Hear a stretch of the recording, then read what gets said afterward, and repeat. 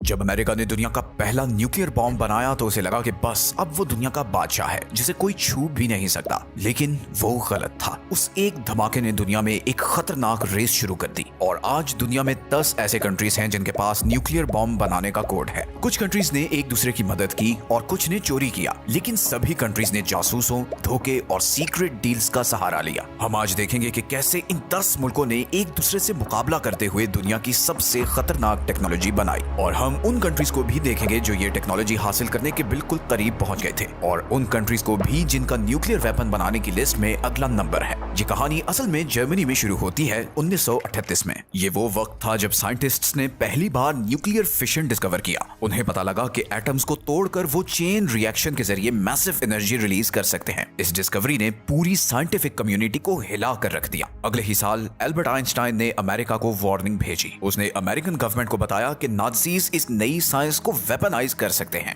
इस वार्निंग की वजह से हिस्ट्री के सबसे महंगे और सीक्रेटिव साइंस एक्सपेरिमेंट का आगाज किया गया। अमेरिका ने मैनहट्टन प्रोजेक्ट लॉन्च किया। ये एक मैसिव ऑपरेशन था जिसमें अमेरिका, यूके और कनाडा के साइंटिस्ट शामिल थे। उन्होंने अपनी पूरी जीडीपी का तकरीबन 1% इस एक गोल पर खर्च कर दिया। वो जानते थे कि उनके मुकाबले में जर्मन्स हैं जो इस प्रोग्राम पर ऑलरेडी काम कर रहे हैं, लेकिन जर्मन्स को बहुत कम कामयाबी मिल रही थी। जर्मनी ने मई 1945 में सरेंडर कर दिया और तब तक उसने न्यूक्लियर बॉम्ब तैयार नहीं किया था। लेकिन फिर जुलाई 1945 में दुनिया हमेशा के लिए बदल गई। American president Harry Trueman, Joseph Stalin और विंस्टन चर्चिल पोट्सडम कॉन्फ्रेंस में वर्ल्ड वॉर 2 के बाद की दुनिया का डिजाइन डिस्कस कर रहे थे। उसी मीटिंग में हैरी ट्रूमैन को एक सीक्रेट मैसेज मिला कि न्यू मैक्सिको में ट्रिनिटी टेस्ट कामयाब हो गया है। अमेरिका अब न्यूक्लियर पावर बन चुका था। प्रेसिडेंट ट्रूमैन ने स्टालिन को बताया कि अब अमेरिका के पास न्यूक्लियर बॉम्ब आ गया है। वो एक्सपेक्ट कर रहे थे कि स्टालिन हैरान होंगे, लेकिन स्टालिन ने सिर्फ सर हिलाया और कहा कि उन्हें उम्मीद है कि अमेरिका इसे जापान के खिलाफ अच्छी तरह यूज करेगा। ट्रूमैन नहीं जानते थे कि स्टालिन को पहले ही इस बात का पता था। सोवियत यूनियन के जासूस मैनहट्टन प्रोजेक्ट के अंदर तक घुसे हुए थे। इंटरनली स्टालिन गुस्से में थे कि अमेरिका ने उनसे पहले बॉम्ब बना लिया है। अगस्त में अमेरिका ने जापान पर 2 न्यूक्लियर बॉम्ब्स गिराए और सेकेंड वर्ल्ड वॉर खत्म कर दी। लेकिन इन धमाकों का धुआं जैसे ही छटा, एक नई रेस शुरू हो चुकी थी। Soviet union nuclear club join करने वाला दूसरा मुल्क बन गया। उन्होंने अपनी रिसर्च 1941 में ही शुरू कर दी थी। वो तब ही अलर्ट हो गए थे जब उन्होंने नोटिस किया कि अमेरिकन और ब्रिटिश साइंटिस्ट्स ने अचानक न्यूक्लियर फिजिक्स पर पेपर्स पब्लिश करना बंद कर दिए हैं। उन्हें रियलाइज हो गया कि काम अब अंडरग्राउंड हो चुका है। जापान में तबाही देखने के बाद सोवियत प्रोग्राम ने फुल स्पीड पकड़ ली। उन्होंने अमेरिकन से बहुत ज्यादा डेटा चोरी किया था, लेकिन एक मसला था, वो बहुत शक्की थे। उन्हें डर था कि अमेरिकन डबल एजेंट्स उन्हें नुकसान पहुंचाने के लिए गलत डेटा फीड कर रहे होंगे। इसी वजह से उन्होंने चोरी शुदा डिजाइन पर पूरा भरोसा नहीं किया। उन्होंने जर्मन साइंटिस्ट्स को पकड़ा और उनके साथ ये सारी रिसर्च वेरीफाई की। वो उससे कई ज्यादा स्पीड से आगे बढ़े जितना वेस्ट एक्सपेक्ट कर रहा था। 1949 में सोवियत्स ने कजाकिस्तान में RDS-1 डेटोनेट किया और अमेरिकन मोनोपोली को खत्म कर दिया। इस कोल्ड वॉर में हथियारों की दौड़ अब ऑफिशियली शुरू हो चुकी थी। आप अज्यूम कर रहे होंगे कि तीसरा मुल्क शायद यूनाइटेड किंगडम होगा। आखिर ब्रिटिशर्स अमेरिकन के दोस्त थे। उन्होंने ट्यूब एलॉयज के नाम के प्रोजेक्ट में पहले ही काफी ग्राउंड वर्क किया हुआ था, पर क्विबेक एग्रीमेंट के मुताबिक उन्हें ये सारी रिसर्च अमेरिका को देनी पड़ी। इस एग्रीमेंट में लिखा था कि दोनों मुल्क आपस में टेक्नोलॉजी शेयर करेंगे, लेकिन 1946 में अमेरिका ने उस एग्रीमेंट को हवा में उड़ा दिया। उसने एक लॉ पास किया जिसने न्यूक्लियर इंफॉर्मेशन के एक्सचेंज को कट ऑफ कर दिया। वो न्यूक्लियर सीक्रेट्स को सिर्फ अपने तक रखना चाहते थे। ब्रिटेन शॉक्ड रह गया। उन्हें एहसास हुआ कि वर्ल्ड पावर रहने के लिए उन्हें खुद ही कुछ करना पड़ेगा।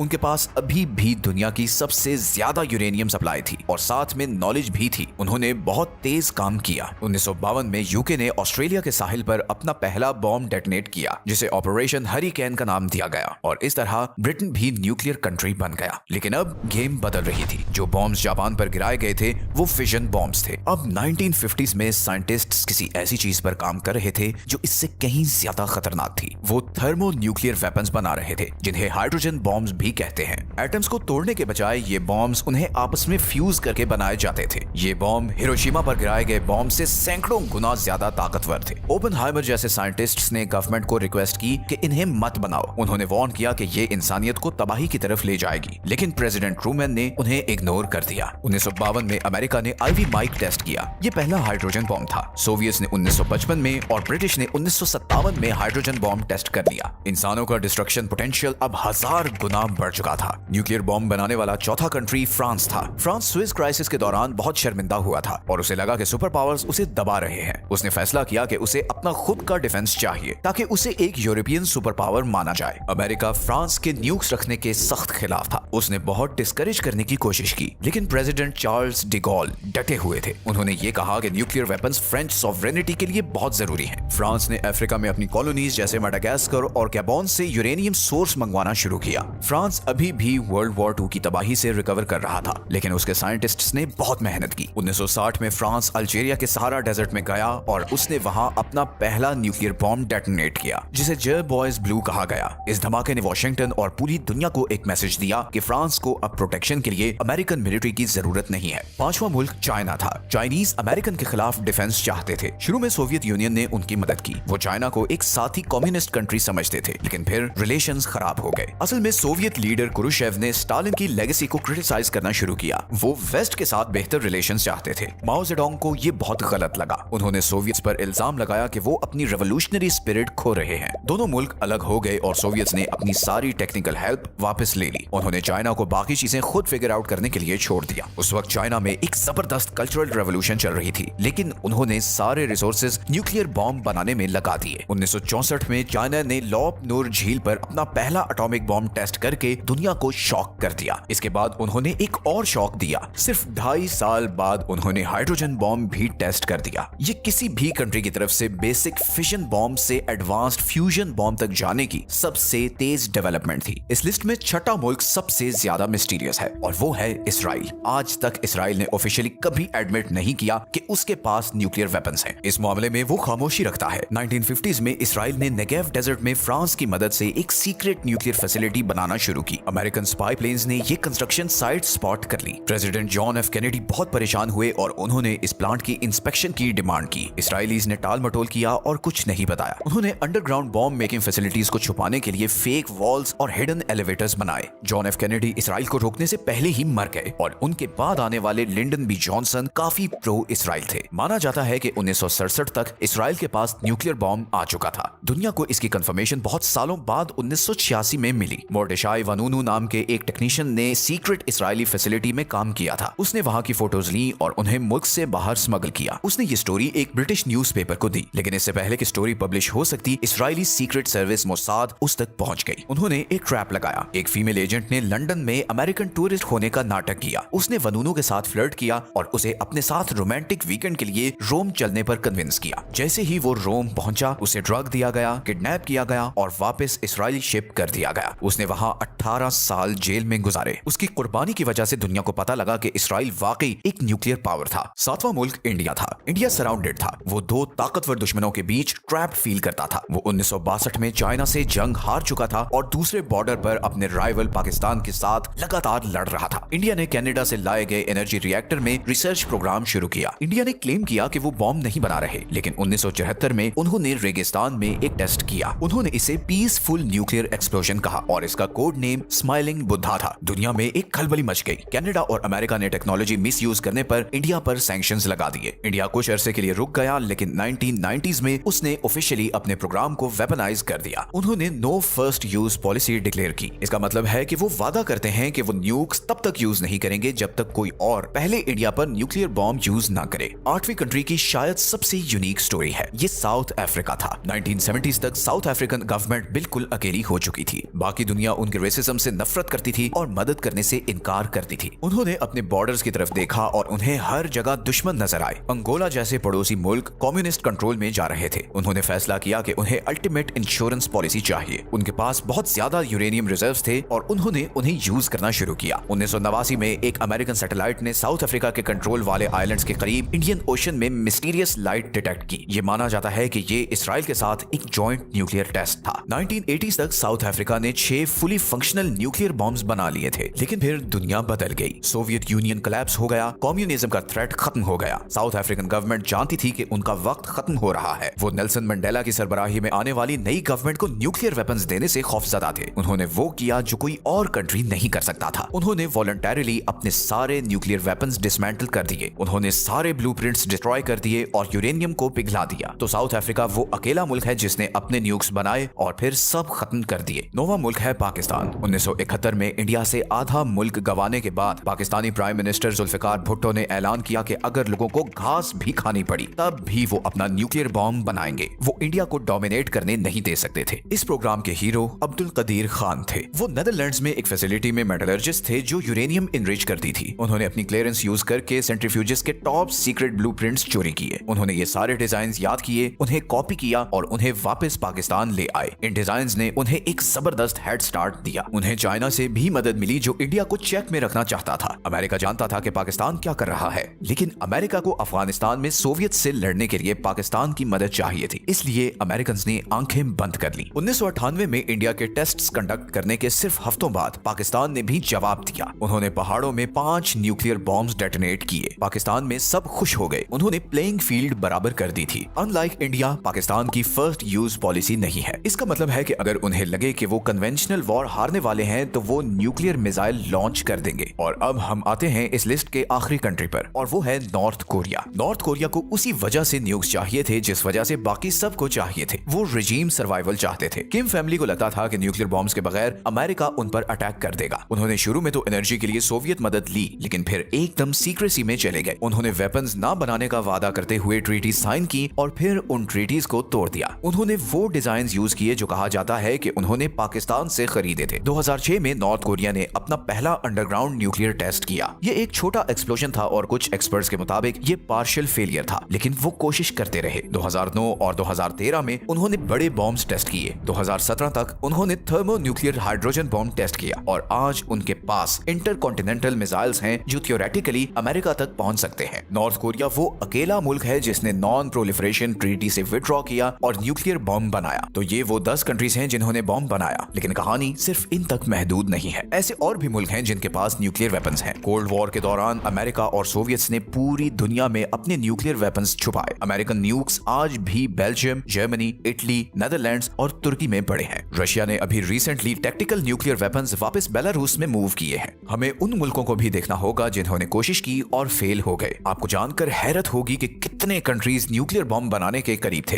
अर्जेंटीना और ब्राजील के पास मिलिट्री प्रोग्राम्स थे जो उन्होंने अबैंडन कर दिए। स्वीडन और स्विट्जरलैंड ने भी इस पर गौर किया था, लेकिन सबसे वोलेटाइल रीजन हमेशा से मिडिल ईस्ट रहा है। इराक के पास सद्दाम हुसैन के दौर में अपना न्यूक्लियर प्रोग्राम था। 1981 में इसराइल ने ऑपरेशन ओपरा लॉन्च किया और इराकी रिएक्टर पर एयर स्ट्राइक्स करके उसे तबाह कर दिया। 2007 में इसराइल ने यह दोबारा किया। उन्होंने सीरिया में एक सीक्रेट फैसिलिटी पर बॉम्ब गिराया जो नॉर्थ कोरिया की मदद से बनाई जा रही थी। इसराइल के लिए अब मसला ईरान है। ईरान सालों से यूरेनियम इनरिच कर रहा है। इसराइल और वेस्ट ने ईरान के न्यूक्लियर प्रोग्राम को टारगेट करके पीछे धकेल दिया है। एक और मुल्क है जिसे अक्सर नजरअंदाज किया जाता है और वो है जापान, जिसे एक्सपर्ट्स थ्रेशहोल्ड स्टेट कहते हैं। जापान के पास एडवांस्ड रॉकेट टेक्नोलॉजी और प्लूटोनियम के बड़े रिजर्व्स हैं। एक्सपर्ट्स मानते हैं कि अगर जापान चाहे तो वो महीनों में न्यूक्लियर वेपन्स बना सकता है। फिलहाल उनका पैसिफिस्ट कॉन्स्टिट्यूशन इसे रोकता है, लेकिन अगर एशिया में जियोपॉलिटिकल सिचुएशन बदलती है तो जापान कभी भी ट्रीटी तोड़ सकता है। और आखिर में हम उस चीज को नहीं भूल सकते जो समुद्रों की तह में है। ट्रीटीज और इंस्पेक्शन जमीन पर फोकस करती हैं, लेकिन न्यूक्लियर कंट्रीज की असल ताकत समुद्र की गहराई में है। America, Russia, UK, China, France और इंडिया सब न्यूक्लियर आर्म्ड सबमरीन्स ऑपरेट करते हैं। ये सबमरीन्स महीनों तक पानी के अंदर रह सकती हैं और इन्हें ट्रैक करना नामुमकिन है। ये इंश्योर करती हैं कि अगर मुल्क मैप से मिट भी जाए तो उनकी सबमरीन्स दुनिया में कहीं से भी रिटेलिएटरी स्ट्राइक्स लॉन्च कर सकती हैं। ये म्यूचुअली अश्योर्ड डिस्ट्रक्शन का कॉन्सेप्ट है। ये वही डेंजरस लॉजिक है जिसने 80 सालों से अमन कायम रखा हुआ है। ये टेक्नोलॉजी जो जर्मनी में एक लेबोरेटरी में शुरू हुई थी अब मैप के हर कोने में फैल चुकी है। हमने न्यूक्लियर क्लब को सिर्फ एक मेंबर से ग्रो होकर 10 तक जाते देखा है। ये टेक्नोलॉजी तो पुरानी है, लेकिन इसके ब्लूप्रिंट्स हर तरफ मौजूद हैं। अगले मुल्क को रोकने वाली वाहिद चीज पॉलिटिक्स है, साइंस नहीं। और अब सबसे खतरनाक सवाल ये है कि न्यूक्लियर बॉम्ब बनाने वाला वो 11वां कंट्री कौन होगा।